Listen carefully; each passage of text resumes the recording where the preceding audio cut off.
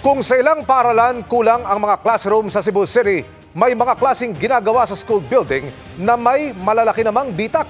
Inirekomenda na yung bakantihin pero wala namang paglilipatan ng klase. Nakatutok si Alan Domingo ng GMA Regional TV.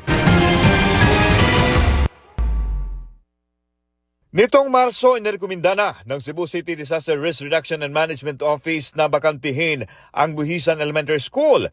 Sa isinagawa kasing inspeksyon, nakita ang malalaking bitak sa gusali.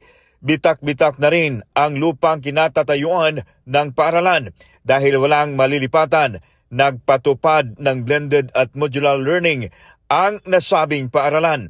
At sa pagbubukas muli ng klase ngayon, nakita ang ginagamit pa rin ang paaralan para sa mahigit 700 elementary at mahigit 300 high school students.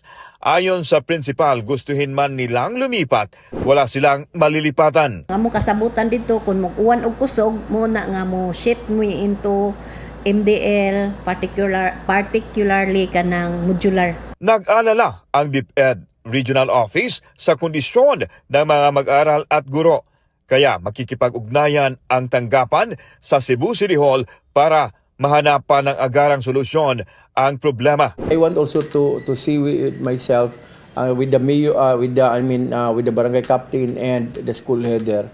Kung unsa gyud ang angay namong mabuhat, no? Umaasa ang prinsipal na maisakatuparan ang pangako ng Cebu City LGU na mahanapan ng permanenteng solusyon ang problema nila. Nag-wait jud mi sa kuan, mo trabaho ni ana kay naman toy propose nga kuan mag soil testing unsa toy mga process ana i-repair ba nila. Ayon sa Cebu City Hall, may lupa ng paglilipatan na apektadong paaralan pero may mga proseso pang kailangang gawin.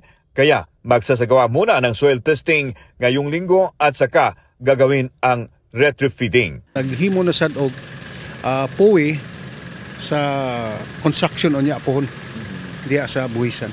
Mula sa GMA Regional TV at GMA Integrated News, Alan Domingo, nakatutok 24 oras.